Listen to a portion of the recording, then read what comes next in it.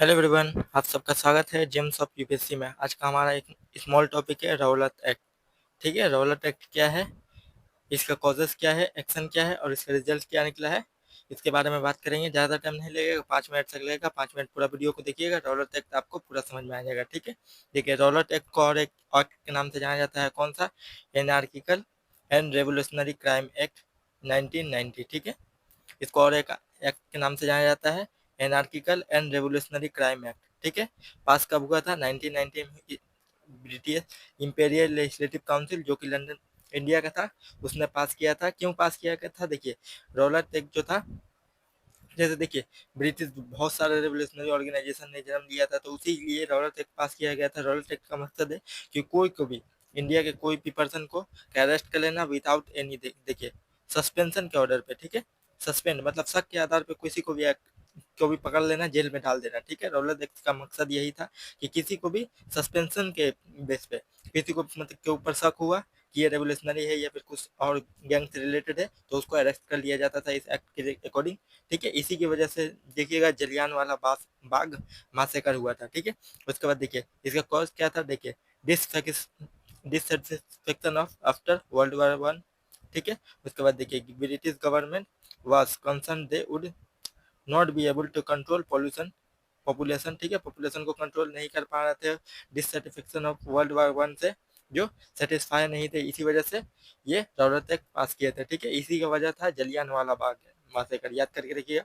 ठीक है, इसका एक्शन क्या था? देखिए, give large amount of power to the government. ठीक है, बहुत पावर देता था कि किसी को भी, मतलब कोई की भी को भी शक के आधार पर पकड़ लेना, और देखिए 2 साल का जेल।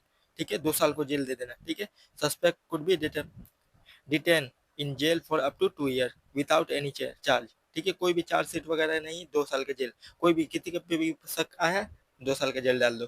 ठीक है, place several restriction on the freedom of the press.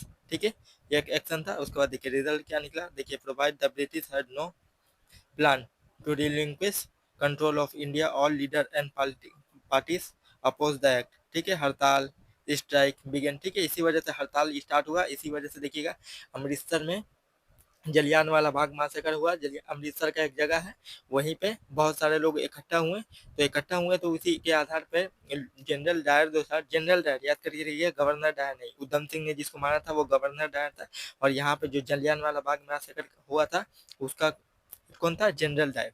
ठीक है, जनरल डायर मिलिट्री का जो जनरल होता है, वो जनरल डायर ने चारों तरफ से, एक ही गेट था जलियांवाला बाग में, एक ही गेट था, उसी गेट को बंद करके जितने भी लोग थे वहां पे सबको मार दिया। ठीक है, उसी को जलियांवाला बाग मासेकर कहा जाता है। ठीक है, देखिए हड़ताल Indian thought British would after offer change and great autonomy.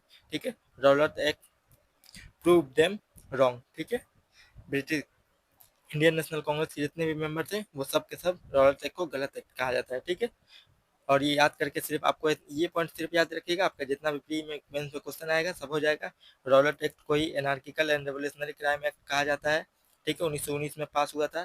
ठीक है, सस्पेंशन के बेस पे किसी को भी अरेस्ट कर लेना। अरेस्ट का टर्म कितना रहेगा? 2 साल तक। ठीक है, देखिए ये सब उतना याद करने की जरूरत नहीं है, ये सब फैक्ट याद करके रहिएगा। प्री 2025 सामने है, आपका प्री का क्वेश्चन सॉल्व हो जाएगा। ठीक है, 2019 में 1919 में पास किया गया था, सस्पेंशन के बेस पे 2 साल का जेल। 3 चीजें याद करके रखिएगा, 3 चीज याद रखिएगा, जितना भी क्वेश्चन आने वाला रहेगा वो सबका सब सॉल्व हो जाएगा इससे। ठीक, इतना ही आज के वीडियो में। अगले वीडियो में हम लोग नेक्स्ट एक छोटा टॉपिक को देखेंगे। ठीक है,